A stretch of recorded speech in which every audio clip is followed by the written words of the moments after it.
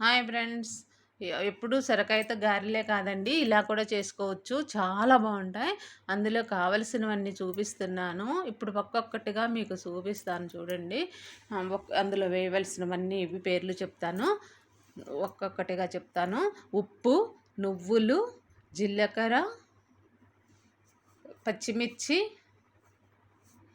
అల్లం పేస్టు తురుముకోవచ్చు, పేస్ట్గా వేసుకోవచ్చు. ఉల్లిపాయలండి, ఓ పెద్ద 2 ఉల్లిపాయలు తీసుకోవాలి. పల్లీలు వేయించి పప్పులు చేసుకోవాలి. కరివేపాకు, కొత్తిమీర ఇలా తరిగి పెట్టుకోవాలి, తీసుకోవాలి. కొత్తిమీర మీ ఆప్షనల్. సొరకాయని ఇలా పొట్టు తీసి పెట్టుకోవాలి, పైన చెక్కు తీసి పెట్టుకోవాలి. ఇలా లేతగా ఉన్న సొరకాయని తీసుకోవచ్చు. గోధుమ పిండి అండి, నేను గోధుమ పిండి ఎక్కువ శాతం గోధుమ పిండి, కొంచెం బియ్యం పిండి కూడా తీసుకుంటున్నాను. ఇది బియ్యం పిండి. మీకు ఇష్టమైతే అచ్చం గోధుమ పిండితో తీసుకోవచ్చు, లేదంటే బియ్యం పిండితోనూ కలుపుకోవచ్చు. ఇలా సొరకాయని తురుముకోవాలండి. లేత సొరకాయ, ఇత్తనాలు కూడా లేవు చూడండి. చాలా చాలా లేతగా ఉంది. ఇలా తురిమితే పొడవుగా రావాలి, అప్పుడు బాగుంటుంది. మిక్సీ కూడా వేసుకోవచ్చు, కానీ దీని అంత టేస్ట్ మిక్సీ వేసుకుంటే రాదు. దానికి వాటర్ ఎక్కువ వచ్చేసి జ్యూసీగా అయిపోయి అంత బాగుండదు. అందుకని ఇలా తురుముకోవాలి. గోధుమ పిండి నేను హెల్త్ కోసం తీసుకున్నానండి. బియ్యం పిండి వచ్చినంత టేస్ట్ గోధుమ పిండికి రాదు. అది కాక గోధుమ పిండిలో నేను మల్టీగ్రెయిన్ పిండి తీసుకుంటున్నాను. మీకు మీ ఇష్టంని బట్టి తీసుకోండి. బియ్యం పిండి అయితే ఇంకా టేస్ట్ వస్తుంది. ఇది గోధుమ పిండి కూడా బాగుంటుంది, కానీ బియ్యం పిండి ఇంకా టేస్ట్ వస్తుంది. సొరకాయని ఇలా తురుముకున్న తర్వాత దీనికి మనకి ఆ తురుముకి సరిపడినంత పిండి వేసుకోవాలండి. ఇంకా వాటర్ వేయాల్సిన అవసరం లేదు, వాటర్తో కలపకూడదు. ఇలానే ఈ తురుముకి ఎంత తురుములో వాటర్ ఎక్కువ ఉంటుంది కదా, ఆ తురుముకి ఉన్న తేమతోటి కలుపుకోవాలి. గోధుమ పిండి ఒక 3 టేబుల్ స్పూన్లు బియ్యం పిండి వేసుకున్నాను నేను. దీనికి కొలత లేదండి. మనం తీసుకునే తురుముకి ఎంత పడుతుందో అంతే వేసుకోవాలి. ఇప్పుడు ఒక్కొక్కటిగా చూపిస్తున్నాను. ఉప్పు 1½ టీ స్పూను, 1 టీ స్పూన్ వేసాను కదా, ఇంకొక హాఫ్ స్పూన్ వేసాను. ఉప్పు చూసి వేసుకోవాలండి, ఎక్కువైతే బాగుండవు. 1/2 టీ స్పూన్ మిరియాల పొడి, 1/2 టీ స్పూన్ కారం. మీకు స్పైసీగా ఉండాలి అనుకుంటే కారం వేసుకోండి, లేదంటే పచ్చిమిర్చి సరిపోతాయి. 1 కప్పు ఉల్లిపాయలు, 1/2 కప్పు పచ్చిమిర్చి, కొంచెం అల్లం పేస్ట్, కరివేపాకు, కొత్తిమీర 1/2 కప్ వేసానండి. అది మీకు నచ్చితే ఇష్టం ఉంటే వేసుకోండి, లేదంటే బాగానే ఉంటుంది లేకపోయినా. జీలకర్ర, పల్లీలు పప్పులండి, పొట్టు తీసి పెట్టి పప్పులు చేసుకున్నవి. పల్లీలు 1/2 కప్పు. పప్పులు కదండి బాగుంటాయండి. నువ్వులు, ఇవన్నీ ఇలా ముందు పొడిపిండిలో 1 స్పూన్ తోటి ఇలా కలిపేసుకుని, తర్వాత ఇంకా తురుము కలిసిన తర్వాత ఆ తురుముతోటి గట్టిగా మనం కలిపేసుకోవాలి. వాటర్ వాడవద్దు, వాటర్ వాడితే అంత టేస్ట్ రాదు. ఆ తురుముకు సరిపడనే తీసుకోవాలి. మీకు తురుము తక్కువ ఉండి పిండి ఎక్కువగా కావాలి అనుకుంటేనే వాటర్ తీసుకోండి, లేదు అంటే వాటర్ అవసరం లేదు.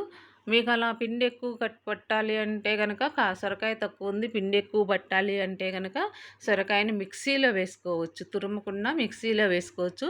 అప్పుడు పిండి ఎక్కువ పడుతుంది. పిండి మొత్తం ఇలా కలుపుకోవాలండి. ఇప్పుడు ఒక్కసారి ఉప్పు చెక్ చేద్దాం. నాకైతే ఉప్పు కొంచెం తగ్గింది. కొంచెం వేసి, ఇప్పుడు ఉప్పు కలపాలంటే కొంచెం వాటర్ వేసుకోవాలండి. ఇప్పుడు ఉప్పులో కొంచెం వాటర్ జల్లేసుకొని ఇలా వేసుకుంటే త్వరగా కలిసిపోతుంది. పైన ఉప్పు చల్లితే అంత కలవదు. ఇలా పూర్తిగా కలిపేసుకొని ముద్దలాగా ఇలా కలుపుకోవాలండి. ఇప్పుడు మనం చేయకడుగు వేసుకుని ఇలా ఫ్యాన్ పెట్టుకుని ఆయిల్ ఇలా స్ప్రెడ్ చేయాలండి మొత్తాన్ని. దానికి నిండా ఇలా రాసేసుకోవాలి. ఇప్పుడు పిండిని ముద్దగా చేసుకొని, తీసుకొని ఇలా ముద్దలా అనుకుని అందులో పెట్టేసుకొని మనం చేతులతో ఇలా అనేసుకోవాలండి. పలసగా అనేసుకోవాలి. ఇవి చాలా బావుంటాయండి. ఆయిల్ తక్కువ మనం ఆయిల్‌లో స్విమ్మింగ్ చేపిచ్చకుండా ఇలా చేసుకోవటం అనమాట. బావుంటాయి. ఇలా గూడా చాలా బావుంటాయి. మధ్య మధ్యలో మనకు పప్పులు తగులుతూ, నువ్వులు తగులుతూ బావుంటాయి. అలా చేసిన తర్వాత ఇలా నేనొక పుల్ల తీసుకొని ఇలా రంధ్రాలు పెడుతున్నానండి. వేలుతో అయినా పెట్టుకోవచ్చు మీరు. నేను పుల్లతో పెడుతున్నాను.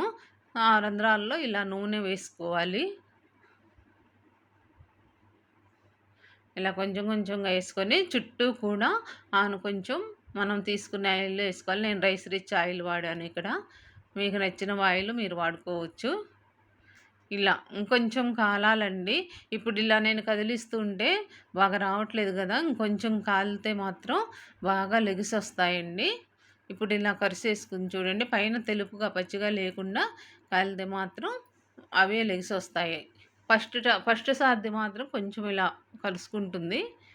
ఇలా తిప్పి వేసుకోవాలండి. దాన్ని తిప్పి ఇలా వేసేసుకొని కొంచెం మళ్ళీ 1 మినిట్ ఉంచి ఇలా తీసేసుకోవాలి. చూసారా? చాలా బాగా కాలింది. ఎక్కువ సేపు మాడనిస్తే టేస్ట్ పోతుందండి. అందుకని ఎక్కువ మాడనివ్వొద్దు. బ్రౌన్ కలర్ వచ్చేసిన తర్వాత తీసుకోవాలి. ఇలా రెండోది కూడా ఇక అలాగే ఆయిల్ రాసేసుకొని, చేతికి కొంచెం తడి చేసుకోండి. తడి చేసుకుంటే పిండి కరుచుకోకుండా చేతెమ్మట లేసి రాకుండా ఉంటుంది. చెయ్యి తడి చేసుకుంటూ మనం గారెలు చేసినట్లుగా చేసి, ఇలా పుల్లతో ఇలా రంధ్రాలు పెట్టేసుకోండి. లేదంటే చేత్తోనైనా పెట్టేసేయండి. అంత వేడేమి రాదు. సిమ్‌లో ఉంటుంది. ఇదంతా సిమ్‌లో పెట్టుకొని చేసుకోవాలండి. ఇప్పుడు ఆయిల్ వేసుకోవాలి. ఇదంతా లో ఫ్లేమ్‌లో అయితేనే మాడకుండా వస్తాయండి. హై ఫ్లేమ్‌లో పెడితే మాడిపోతాయి. బావుండవు. ఇప్పుడు పైన మూత పెట్టకుండా గూడా ఇలా చూపిస్తున్నాను చూడండి. మూత పెట్టకుండా గూడా చేసుకోవచ్చు. ఇలా రౌండ్‌గా అనుకున్నారంటే ఆయిల్ చుట్టూ పట్టేస్తుంది దానికి. అంచులు కాలి ఆయిల్‌తో అంచులు కాలి చాలా బావుంటాయి అంచులు. చుట్టూ కరకరలాడుతూ బావుంటాయన్నమాట. దీనిని ఇప్పుడు ఇలా తిరగేసుకోవడమేనండి. ఇంకా మన దగ్గర పిండి ఇలా చూడండి. అలా ఎర్రగా కాలితే మీకు వెంటనే లేసి వస్తుందనమాట. ఇంకసలు అంటుకోదు దానికి. లేసి వస్తుంది. మీకు ఇష్టం ఉంటే ఇంకా ఆయిలేసుకోవచ్చండి. నేను తక్కువగా వేసుకున్నాను. మీరు ఇంకా ఏసుకోవచ్చు. ఇలా చూసారా? బ్రౌన్ కలర్‌గా, కలర్‌ఫుల్‌గా ఎంత బావుందో. మనం ఇందులో వాడిన ఐటెమ్స్ గూడా చాలా మంచి హెల్తీ ఫుడ్ వాడామండి. మొత్తం గూడా మనం వేసుకున్న నువ్వులేంటి, పల్లి పప్పులేంటి, కొత్తిమీర అన్నీ కూడా మనకి హెల్తీగా ఉండేవే. ఇవి బ్రేక్‌ఫాస్ట్‌కి బావుంటాయి. స్నాక్స్ లాగా బావుంటాయి. ఎలాగైనా తినొచ్చండి మనం. అయితే బియ్యం పిండి చాలా టేస్ట్ ఉంటుందండి. దీని మీద గోధుమ పిండి మీద గూడా బెటర్ టేస్ట్ ఉంటుంది. గో మీకు బియ్యం పిండి కావాలనుకుంటే బియ్యం పిండితో చేసుకోండి. నేనైతే గోధుమ పిండితో చేసుకున్నాను. ఇంకన్నీ ఇంతే అండి. మన పిండి అయిపోయే వరకు ఇలా మంచి బ్రౌన్ కలర్‌తో చూడటానికే కలర్‌ఫుల్‌గా ఉన్నాయి. చూడండి. ఇలా తిప్పేసుకున్న తర్వాత కూడా కొంచెం ఆయిల్ అలా వదిలేసేయండి కొంచెం కొంచెం. ఇలా చాలా బావుంటాయి. నచ్చితే లైక్ చేయండి. సబ్స్క్రైబ్